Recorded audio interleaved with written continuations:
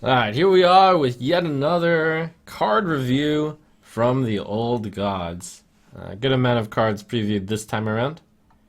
Let's begin with the neutral cards of Cult Apothecary. 5 mana 4/4, which has a very similar role to Antique Healbot, a card that is rotating out of standard since it was in Goblins versus Gnomes. Antique Healbot was a 5 mana 3/3, gain 8 health. This is a 5 mana 4/4, so stat upgrade, and it can gain anywhere between 0 and 14 health. So you might say, hey, the average of that is 7, that means it's better than Healbot. Unfortunately, you would be sorely mistaken because Cult Apothecary can't really be expected to gain that much health. There are some matchups where you want the Healbot when the opponent doesn't have many minions out. For example, Face Shaman, they'll generally have their minions out early, you'll trade them away, and then they won't have minions out and they'll burn you down with spells. And then in your hand will be a Cult Apothecary, and then you will play, and then you will gain 0 health, and you'll be pretty sad. Similarly against Freeze Mage, their plan is usually to play Alexstrasza and set you down to 15, and then when they do, you play the Healbot, and then you go up to 23 and it's harder for them to burn you down, but if you play Cult Apothecary, you will gain only 2 health, and then you'll be kind of sad. So this card's at its best when you're up against a lot of small guys, but usually what you want to do is you want to clear the small guys first with an AoE, and then heal with Healbot, and that is not really going to work out with Apothecary because it costs so much mana. Even with Druid, you're usually with something like they hit you down to like 15 to 16, and it's a really nervous moment where they're trying to get you down to exactly 14 and then force savage you, and then you play the Healbot and get out of range, but sometimes they don't actually have anything on the board, and then you play the Cult Apothecary, and then you gain 0 health, and then you're set. So basically that's a long-winded way of saying Cult Apothecary is nowhere near the man that Antique Healbot was, but maybe just plain heal like that for all the classes wasn't correct. I believe there was a statement made from Blizzard on how they wanted neutral cards to not have that much flexibility to just be able to heal everything. So instead, they gave you a situational healing card. Probably too situational for constructed. In Arena, I think this is also a bit too slow.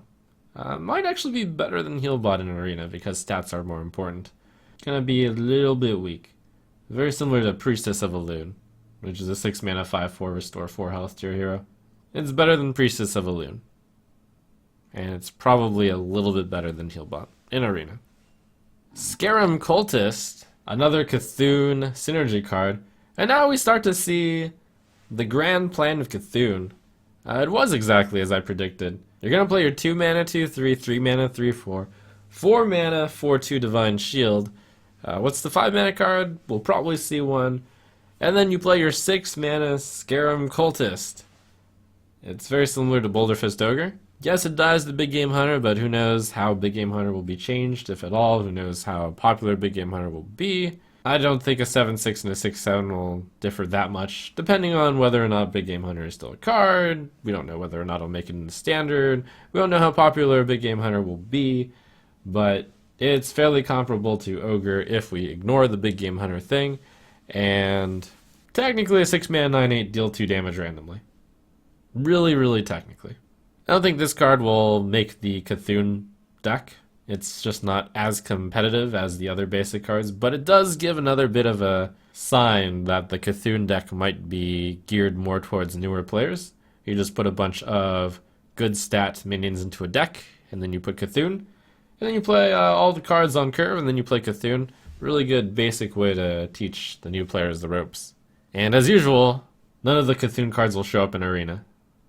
Scaled Nightmare. Card text is basically cast the Paladin 5 mana spell Blast Champion on this card at the start of your turn. If you think of Blast Champion as 5 mana, then 6 minus 5 equals 1, and Scaled Nightmare is a 1 mana 2/8. That's incredible! That's wrong for a lot of reasons. That's probably the most optimistic you can think of Scaled Nightmare as. So good news for Scaled Nightmare. 1, it's a dragon. So, has some dragon synergy. 2, a 6 mana 4/8 is reasonable stats. 3, every single buff you put on this card is basically doubled. So there have been ideas thrown around where you play the Skilled Nightmare and then you play Cold Blood on it and then you conceal it. And then you get a 6 mana 6/8 which is stealth. And then your turn rolls around and 6 mana 12/8. But really that's not so good. You used 3 cards costing 8 mana to deal 12 damage. There's been some speculation that Master of Disguise is going to get nerfed in Rogue just because it limits design space, and Skilled Nightmare kind of shows why. Because if you let the Skilled Nightmare just sit on the board for 5 turns, then you can kill your opponent in one shot without any help from spells. Not saying that Master of Disguise is going to get nerfed for Standard, but it might. There's been some talks about that. Usually the way that you want to think about these cards with the really special text is what's the most ridiculous thing you can think about doing with it, and that could be a deck. So Cold Blood was in the right direction. Of course, if you only cast 1 Cold Blood on it, it's not that good.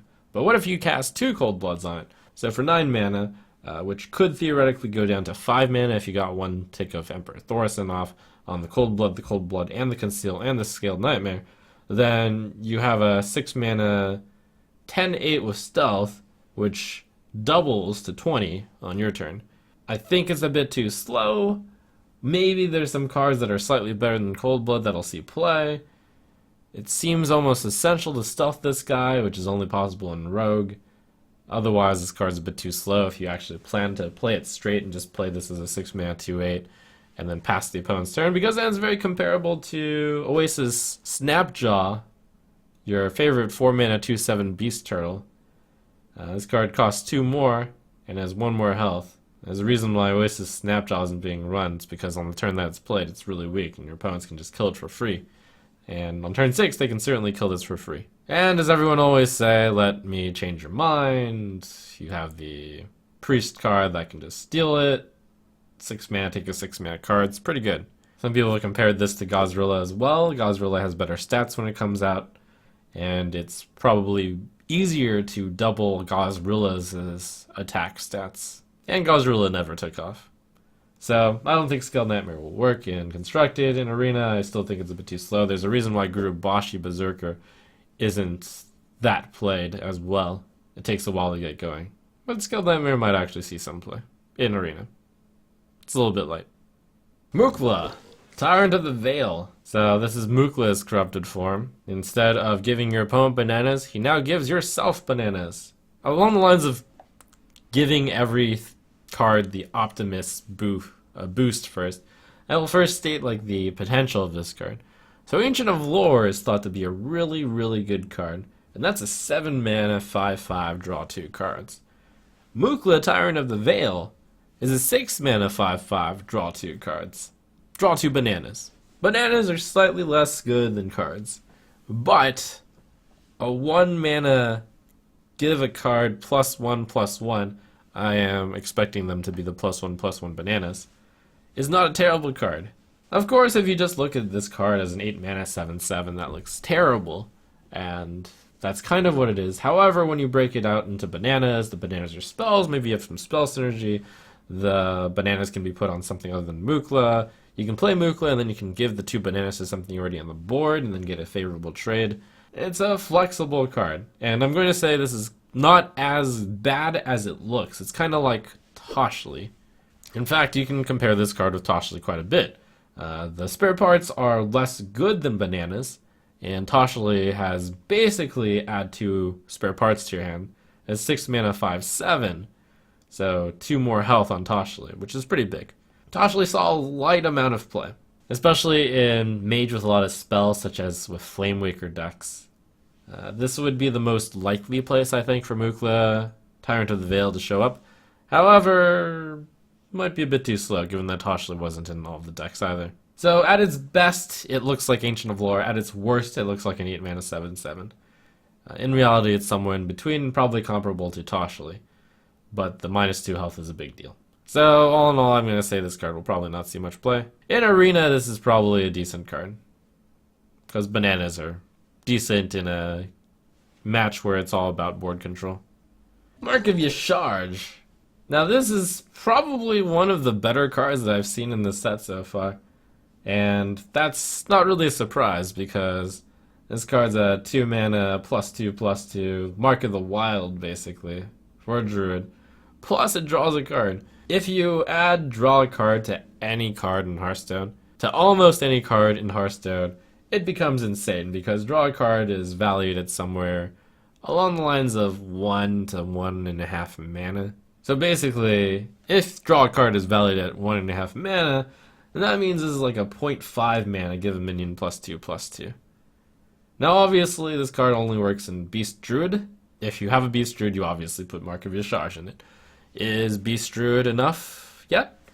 Well, it's been said by Blizzard that they're nerfing quite a few cards from Druid. So perhaps they're going to avoid the Beast Druid cards, and then Beast Druid will be a thing. And then you'll put Mark of Yashaj in it. So that's pretty clear. In Arena, it just turns out that Beasts for Druids will be even more important, and this card will be very good. And it's very similar to Powered Shield and Priest, which is an absolutely insane card. This card's actually good enough to build a Beast deck around, unlike Knight of the Wild. And Wild Walker was good, it's just that that alone wasn't enough to build a Beast deck. Steward of Darkshire from Paladin is a pretty cool card. Perhaps Blizzard learned its lesson of giving Paladin solid cards in the common slot, and for Arena, this card is rare, because in Arena this card's really good, as it is just generally good as a 3 mana 3/3, and whenever you press the button, summon a Silverhand Recruit, it'll actually work with Steward of Darkshire, and the Recruit will get Divine Shield, because it's summon as opposed to Hobgoblin's play. The nice thing about 1 health minions is those are the minions that you generally want to put Divine Shield on because they're so easy to kill, but the Divine Shield makes it a lot harder for classes that can just Fire Blast or deal 1 damage to them to do that damage. Notable cards that this card works with that isn't obvious is Twilight Drake works. So does that new card, Faceless Shambler. Muster for Battle works with it in Wild, and of course in Standard, the newly released Stand Against Darkness will work with it, so you could have an 8 mana combo of Steward of Darkshire and a Stand Against Darkness and have a board of a 3/3 and 5 1/1s of Divine Shield. That, I think, still does not make the card that good when I picture the board of 1 3/3 and 5 Argent Squires, basically. Unlike Hobgoblin, the reward for playing a 1 health minion isn't that big. It's just Divine Shield as opposed to +2/+2. And quite a lot of the 1 health minions aren't really cards that you envision playing in Paladin by default.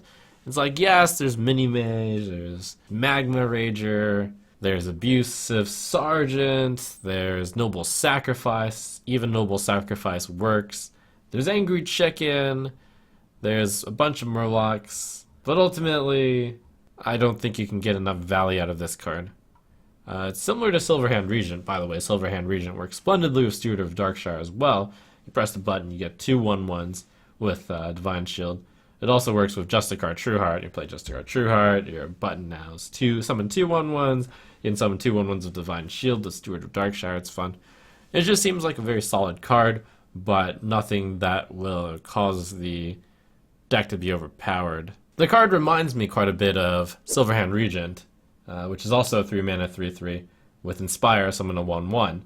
So it holds the same kind of threat as Silverhand Regent. You want to kill it immediately before it gets value. And it's going to get value in many the same way. You push the button and your 1/1 gets Divine Shield. That's like Inspire, give your Silverhand Regent Divine Shield. Of course, you'll try to put it into a deck with more benefits than just summoning 1/1s off of your hero power, but I'm not really seeing this card as giving that many more benefits. In Arena, this card is just going to be quite solid. It's a 3 mana 3/3 with the benefit. It's going to be about Silverhand Regent level. Another Paladin card which made some waves is Ragnaros Lightlord. There's a theme in the Old Gods, if you haven't noticed, that you see the dark side, well, the opposite counterpart of many of the cards. And in this case, Ragnaros has decided to pick up a shield and join the Paladin crowd. as the entire lore jumps the shark. So 8 mana 8/8, and instead of dealing 8 damage to a random enemy character, restores 8 health to a damage friendly character. I am slightly bothered with the fact that such a iconic figure is twisting the lore that much. Blizzard said something along the lines of how this is a what if set, and Hearthstone's kind of a what if type game. Like, hey, what if Ragnaros joined the Paladin side? Up until now, there hasn't been that much to deviate that strongly from the lore. A card that hasn't ruffled as many feathers in the same vein has been Renounced Darkness from Warlock, which is basically gul'dan decides not to be a Warlock anymore, and then switches to be like a Paladin, or Mage, or Priest, and then replaces all of his cards with like Priest cards. So you can imagine that as also not being that much lore. So we can say that much as a, yes, this is a what if. So Ragnaros did not actually turn into light. And Ben Brode made a comment, why is everyone upset about Ragnaros being twisted? We twisted Hogger and everyone was okay with that. It's probably because, and I don't speak for everyone, but from my own perspective, Ragnaros seems really iconic, and yes, Hogger's kind of iconic, but he's like a level 14, level 12, silly null guy. It's like Ragnaros getting corrupted, but yeah, the old gods are pretty powerful. And also, it's not Ragnaros getting corrupted, like Hogger got corrupted. It's not like the old gods went to Ragnaros and was like, you have to be good now. But Ragnaros just decided to pick up a shield and was like, hey, I'm pretty good. Like, I don't think anyone would have complained if Ragnaros got corrupted, but he became good, which is bizarre. So anyways, let's talk about the mechanical viability of Ragnaros Lightlord. So Anti-Killbot disappears from standard play. It's 5 mana 3/3. For 3 more mana, you're getting 5 more stats in Paladin. That's amazing. And not only that, you're getting repeatable healing. It's a huge threat, and any aggro deck is always going to have to kill Ragnaros Lightlord as a priority. So you don't only gain 8 health from Anti-Killbot, you gain 16 health from Ragnaros Lightlord as they desperately try to kill Lightlord before it heals you again. The card you can compare this to is, of course, first of all, Anti-Killbot, but in addition to that, you can also compare it with something like Guardian of Kings, which is 7 mana 5/6, restore 6 health to your hero. Ragnaros Lightlord is obviously way better than Guardian of Kings. And as someone who played in vanilla Hearthstone, which is Hearthstone with just the original set, Guardian of Kings saw some play in that late game control Paladin deck, just because the stats plus the healing was pretty good. You can compare it to Shield Maiden, which is 6 mana 5/5, gain 5 armor. Yes, the armor can be gained for stuff, can be used for stuff like Shield Slam, but often it's just because of the combination of the stats and the healing that makes it good. Ragnaros Lightlord kind of blows both of those out of the water. He does come out a bit later, but he has such a big effect, and it's an immediate effect, that I believe control Paladin decks everyone will embrace the light that Lightlord offers. Furthermore, Ragnaros Lightlord, unlike Ragnaros the Fire Lord, can attack.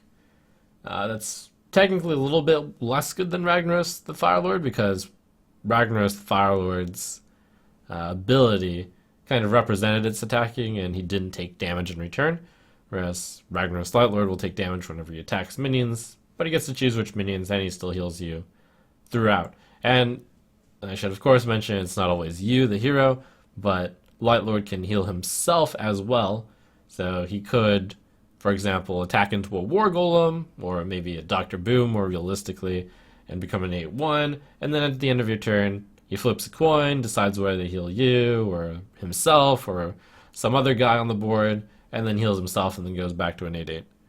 There's some counterplay to this idea that you can play Ragnaros Lightlord in the end game, and then just constantly threaten the face decks. Like, what they could do is just throw in a random 1 damage into Ragnaros Lightlord or another one of your minions, and then Ragnaros will flip a coin between healing either himself, or one of your minions, or yourself, or you. That said, I think that Ragnaros, you can certainly usually play the card and have him plan to heal yourself.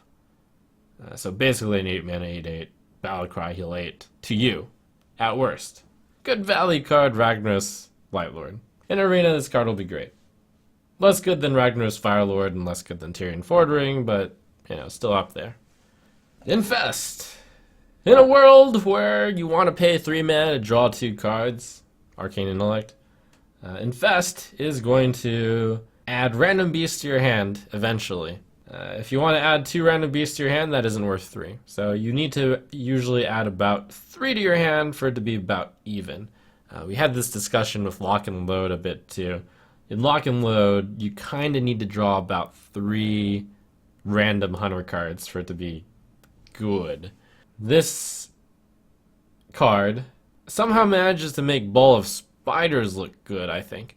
Because Ball of Spiders, you're using 6 mana to get 3/1/1s, all of which already say add a random beast to your hand. So you could say something like Unleash, Infest, where you might get 3 dogs with Unleash, and then you put Infest on them, and you basically get Ball of Spiders, except the guys have charge. And granted, that is better, but also, that takes 2 cards. The TLDR of this is I think Infest is too slow to work. It's kind of like the same reason that Soul of the Forest isn't played. Soul of the Forest is a Druid card that's been around forever, and actually did see a tiny bit of play. For 1 more mana, it added 0 mana 2/2s onto the board, basically.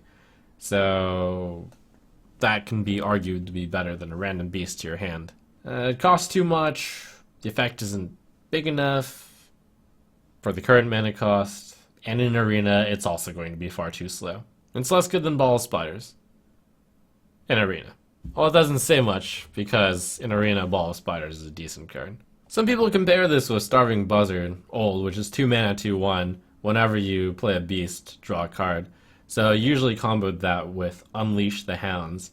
So the downside of Infest versus old Starving Buzzard is 1, you don't get a 2/1, 2, it costs 1 mana more, 3, you add random beasts instead of drawing cards, 4, it only works with Unleash the Hounds. Well, no, actually it works with the other cards as well, but you don't get the card draw immediately. So that's a lot of problems, and 5, I guess the 2/1 you get isn't already a beast, so sometimes you can play Starving Buzzard and then you can kill a command, you can't play Infest and then kill a command. 6, Infest does nothing on its own, whereas Starving Buzzard is at least a 2 mana 2/1, way back when. The point is Infest is bad. Tentacles for Arms. Optimistically, this card wins the game by itself. You don't need any other card. You just play the Tentacles for Arms, you swing at your opponent 2 times. Tentacles for Arms dies, you play the Tentacles for Arms again, you attack the opponent 2 more times. Tentacles for Arms dies, you play the Tentacles for Arms again. So basically so on and so on. After spending a bit of mana and attacking your opponent over 15 turns, your opponent will be dead. So that's the good news for Tentacles for Arms. Clearly the card is meant for a really late game play because you're going to need to use a lot of charges for Tentacles for Arms before you can actually gain like a big return on it. So we've said that drawing a card is worth something roughly around 1 and 1.5 mana. A 2/2 weapon is worth, for Warrior, probably about 1.5 mana. So if you just play Tentacles for Arms, you're already drawing a card. The card that you draw is Tentacles for Arms. So that card is worth about 3.5 mana. But that's only if you draw it once. Once you draw it a second time, it's worth like 4.5 mana. Once you draw it a third time, it's worth like 5.5 mana. So basically, if you're going to attack about 6 times with this weapon, then Tentacles for Arms starts to be worth it. Kind of. Now remember, I'm just saying the optimistic side of cards first. Ben Brode quoted something similar about Tentacles for Arms when asked about it on his stream. He mentioned Headcrack from Rogue was 3 mana deal 2, and it used to be 2 mana deal 2, and that card was overpowered at 2 mana. So, Tentacles for Arms, you're paying 2.5 mana for 2 damage each turn, so kind of splitting the difference between 2 and 3. That's how Ben Brode explained it. So, there's that.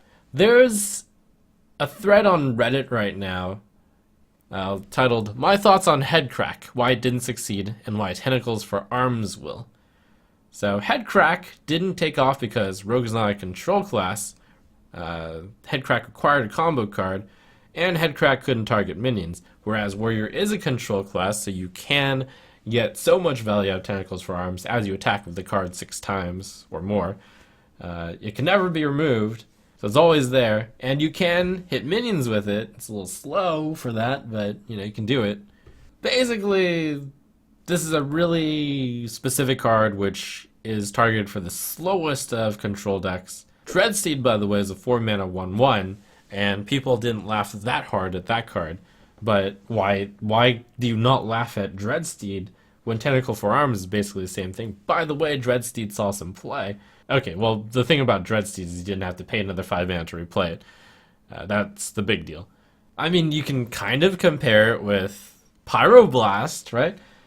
For 10 mana, you're getting 8 damage, which is almost comparable to Pyroblast. Sure, it takes 4 turns, but if you're playing this card, you're obviously taking it slow.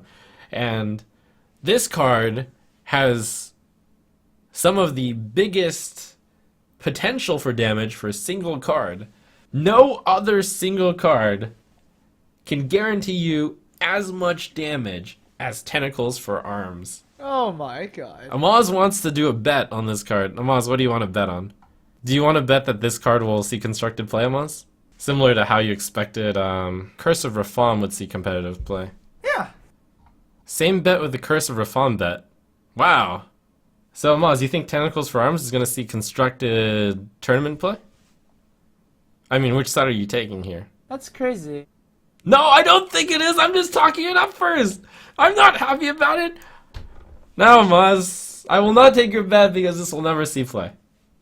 Well, I'm not going to say never. It is very unlikely for this card to see play. It's very, very slow. In Arena, which is very tempo-heavy metagame, well, I mean, metagames change. But in Arena, this is almost certainly going to be too slow. So that was a lot of words to say that Tentacles for Arms is, as you can feel in your gut, it's pretty bad.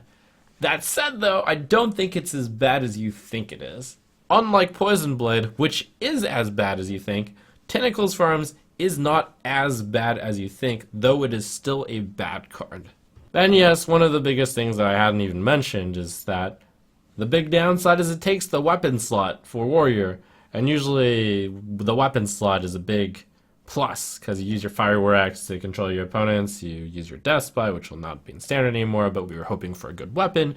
Tentacles for Arms isn't a really good weapon.